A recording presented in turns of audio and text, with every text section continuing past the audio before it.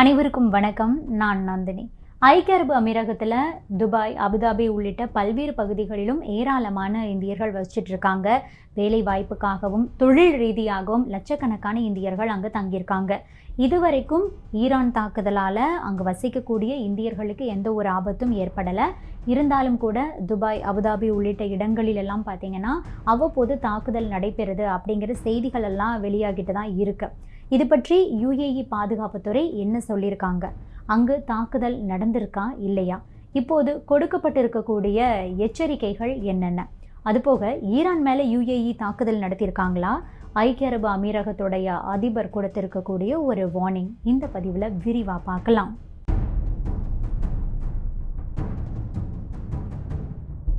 இன்று காலை முதலே ஈரான் வளைகுடா நாடுகளில் பல இடங்களிலும் தாக்குதல் நடத்தியிருக்காங்க. இன்னைக்கு அபுதாபியில் ஈரான் ஏவுகணையை இன்டர்செப்ட் பண்ணி அழித்த போது விழுந்த குப்பைகள் காரணமாக ஜோர்டானை சேர்ந்த ஒருத்தரும் எகிப்தை சேர்ந்த இன்னொருத்தர்னு சொல்லிட்டு 2 பேர் காயமடைஞ்சிருக்காங்க.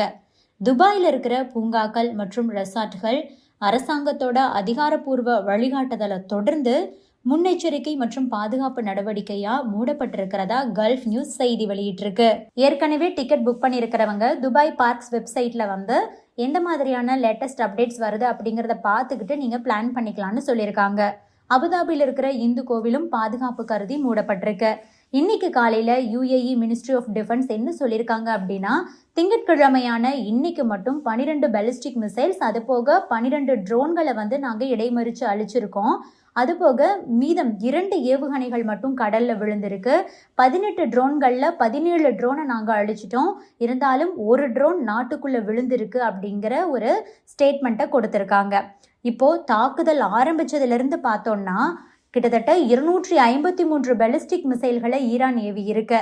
இதுல 233 இன்டர்செப்ட் பண்ணி டெஸ்ட்ராய் பண்ணியிருக்காங்க யுஏஇ. இதுல 18 கடல்ல விழுந்திருக்கு. 2 மிசைல்ஸ் கண்ட்ரியோட டெரிட்டரிக்குள்ளேயே விழுந்திருக்கிறதா சொல்லியிருக்காங்க. அதுபோக 1440 ட்ரோன்களை ஈரான் யுஏஇ மேலே ஏவி இருக்காங்க.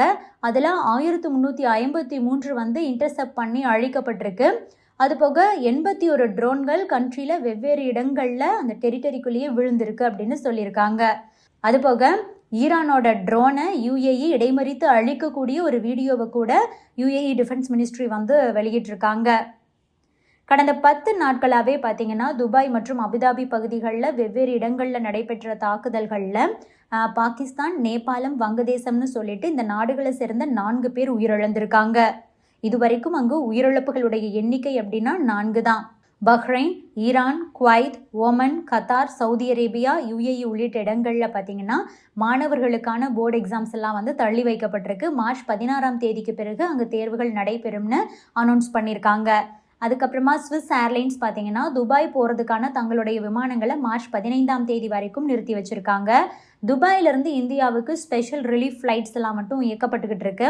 ஏர் இண்டியா எக்ஸ்பிரஸ், இண்டிகோ இதற்காக இயக்கப்பட்டுக்கிட்டு இருக்கு. எகிப்த் ஏர் துபாய்க்கான விமானங்களை கிராஜுவலாக தொடங்குறோம் அப்படின்னு சொல்லியிருக்காங்க.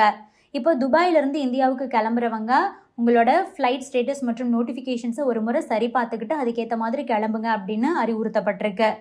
ஈரான் அவ்வப்போது யுஏஇ மேலே தாக்குதல் நடத்திக்கிட்டு இருக்கிறதுனால ஈரானுக்கு பதிலடி கொடுக்கறதுக்காக அமீரகத்தில் இருக்கிற ஈரானுடைய சொத்துக்களை முடக்கிறது பற்றி அமீரகம் தற்போது பரிசீலனை செய்து வருவதாகவும் தகவல் வெளியாகி இருக்கு.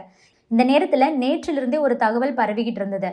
அதாவது ஐக்கிய அரபு அமீரகம் ஈரான் மேலே அட்டாக் பண்ணிட்டாங்க, அடுத்து ஈரான் யுஏஇ மேலே அட்டாக் பண்ண போகிறாங்க அப்படிங்கிற ஒரு செய்தி பரவிக்கிட்டு இருந்துச்சு. இது பற்றி ஜெருசலம் போஸ்ட் ஒரு நியூஸை வெளியிட்டு இருந்தாங்க. அதில் என்ன சொல்லியிருந்தாங்கன்னா, கடல் நீரிலிருந்து குடிநீரை பிரித்தெடுக்கக்கூடிய நிலையத்தின் மீது ஐக்கிய அரபு அமீரகம் தாக்குதல் நடத்தியிருக்கு. இது ஈரானுக்கு எதிராக ஐக்கிய அரபு அமீரகத்துடைய முதல் பதிலடி அப்படின்னு சொல்லப்பட்டிருந்தது. ஈரானுக்கு எதிரான போரில் ஐக்கிய அரபு அமீரகம் முதல் வளைகுடா நாடாக இணைஞ்சிருக்கு. இது மத்திய கிழக்கில் போர் பதற்றத்தை இன்னுமே அதிகரிச்சிருக்கு அப்படிங்கிற ஒரு செய்தியை போட்டிருந்தாங்க. ஆனால் இதெல்லாம் நடக்கவே இல்லை அப்படிங்கிற ஒரு தகவலை ஐக்கிய அரபு அமீரகம் சார்பாக கொடுக்கப்பட்டிருக்கு. ஐக்கிய அரபு அமீரகத்துடைய மூத்த அதிகாரி இந்த தகவலை முற்றிலுமாகவே மறுத்திருக்காரு. ஈரானில் மக்களுடைய குடிநீர் பயன்பாட்டுக்கான அந்த கடல் நீரை குடிநீராக்கக்கூடிய நிலையத்தின் மீது நாங்கள் தாக்குதலை நடத்தலை, இது குழப்பத்தை ஏற்படுத்தக்கூடிய விதமாக அமைஞ்சிருக்கு அப்படிங்கிற ஒரு விஷயத்தோட அவர் நிறுத்திக்கிட்டாரு. ஆனால் இது பற்றி பார்த்தீங்கன்னா ஐக்கிய அரபு அமீரகம் தெளிவான ஒரு விளக்கத்தை கொடுக்கவே இல்லை. ஸோ இது இன்னுமே அங்கே குழப்பத்தை அதிகம்தான் பண்ணியிருக்கு. இதற்கு முன்னதான் ஐக்கிய அரபு அமீரகத்துடைய அதிபர் முகமது பின் சையத் அல் நஹ்யான் வந்து ஈரானுக்கு வந்து ஒரு கடுமையான வார்னிங் கொடுத்திருந்தாரு. அதில் அவர் என்ன சொல்லியிருப்பாரு அப்படின்னா, அமீரகம் பார்க்கறதுக்கு அட்ராக்டிவாக இருக்கலாம், நீங்கள் எங்களோட தோற்றத்தை வச்சு தவறாக கணக்கு போட்டுடக்கூடாது, எங்களை எளிதாக தாக்கி விடலாம், அழித்து விடலாம் அப்படின்னு நினைக்க வேண்டாம், நாங்கள் யாருக்கும் எளிதாக இரையாக மாட்டோம், அமீரகம் உண்மையில் பலமானது, எங்களுக்கு எதிராக செயல்படுவது கடினமானது அப்படிங்கிற ஒரு வார்னிங்கை வந்து கொடுத்திருந்தாரு. ஸோ அவர் வந்து அந்த வார்னிங்கை கொடுத்ததுக்கு அப்புறம் தான் UAE ஈரான் மேலே அட்டாக் பண்ணிருச்சு அப்படிங்கிற ஒரு விஷயமே வந்து பரவ ஆரம்பிச்சிருச்சு. இருந்தாலும் இவங்க அட்டாக் பண்ணினாங்களா இல்லையாங்கிறத பற்றி தெளிவான விளக்கம் வந்து இன்னும் கொடுக்கப்படலை. இந்த நேரத்தில் ஐக்கிய அரபு அமீரகத்தில் வசிக்கக்கூடிய இந்தியர்களுக்கு ஒரு முக்கியமான எச்சரிக்கையும் வந்து கொடுக்கப்பட்டிருக்கு. அதில் என்ன சொல்லியிருக்காங்கன்னா, ஈரான் போர் தொடங்கினதுலேருந்து சமூக வலைதளங்களில் போலி செய்திகள் எல்லாம் வந்து மாறி மாறி ஏஐ வீடியோக்களை வச்சு நிறைய பேர் வந்து பகிர்ந்துக்கிட்டு இருக்கிறாங்க. துபாய், அபுதாபி உள்ளிட்ட நகரங்களில் வசிக்கக்கூடிய பொதுமக்கள் மத்தியில் இது தேவையில்லாத பதட்டத்தை வந்து உண்டாக்கிக்கிட்டு இருக்கு. பொய்யான தகவல்களை பகிர்வது, போலியான வீடியோக்களை வந்து ஷேர் பண்ணுறது, இதன் மூலமாக சமூகத்தில் வந்து தேவையற்ற பதற்றங்களை வந்து உண்டாக்குறது, இந்த மாதிரியான விஷயங்களில் பொதுமக்கள் வந்து யாராவது ஈடுபட்டு இருந்தாங்க அப்படின்னா அவங்க மீது சட்டப்படி நடவடிக்கை எடுக்கப்படும். தேவையில்லாமல் போலியான புகைப்படங்களையும் வீடியோக்களையும் யாரும் பகிரக்கூடாது. ஐக்கிய அரபு அமீரகத்துடைய சட்டப்படி போலியான தகவல்களையும் மக்களை தவறாக வழிநடத்தக்கூடிய அறிக்கைகளையும் பகிரக்கூடிய நபர்களுக்கு 1 லட்சம் அபராதமும் ஓராண்டு சிறை தண்டனையும் கொடுக்கப்படும் அப்படின்னு சொல்லப்பட்டிருக்கு. மக்களிடையே பதற்றங்களை உண்டாக்கக்கூடிய, பொது அமைதிக்கும் தேசிய பொருளாதாரத்துக்கும் குந்தகம் விளைவிக்கக்கூடிய அவசர காலங்கள் மற்றும் பேரிடர் காலங்களில் தவறான செய்திகளை பகிர்றவங்களுக்கு 2 வருஷம் சிறை தண்டனை விதிக்கிறதுக்கு சட்டம் வழிவகை செய்யுது. ஐக்கிய அரபு அமீரகத்தில் வசிக்கக்கூடிய எந்த நாட்டவராக இருந்தாலும் சரி, விஷயங்களை ஷேர் பண்ணுறதுல ரொம்பவே கவனமாக இருக்கணும் அப்படின்னு சொல்லியிருக்காங்க. இது பற்றி நம்ம இந்தியன் எம்பசியும் வந்து இந்த பதிவை வந்து ஷேர் பண்ணி என்ன சொல்லியிருக்காங்கன்னா, ஐக்கிய அரபு அமீரகத்தில் வசிக்கக்கூடிய இந்தியர்கள் தங்களுக்கு வரக்கூடிய எந்த தகவலையும் அதனுடைய உண்மைத்தன்மையை ஆராயாமல் பகிராதீங்க. அதே மாதிரி தாக்குதல் நடைபெறக்கூடிய இடங்களுக்கு சென்று புகைப்படம் எடுக்கிறது, வீடியோ எடுக்கிறது, அதை சோஷியல் மீடியாவில் ஷேர் பண்ணுற மாதிரியான விஷயங்களிலாம் நீங்கள் வந்து ஈடுபடாதீங்க. அப்படிலாம் பண்ணினா 2 ஆண்டுகள் வரை சிறை தண்டனை அங்கே கிடைக்கிறதுக்கு வாய்ப்பு இருக்கு. அதனால துபாயில் வசிக்கக்கூடிய இந்தியர்கள் இந்த எச்சரிக்கையை வந்து கடுமையாக பின்பற்ற வேண்டியது ரொம்பவே அவசியம் அப்படின்னு சொல்லியிருக்காங்க. Subscribe to One India and never miss an update.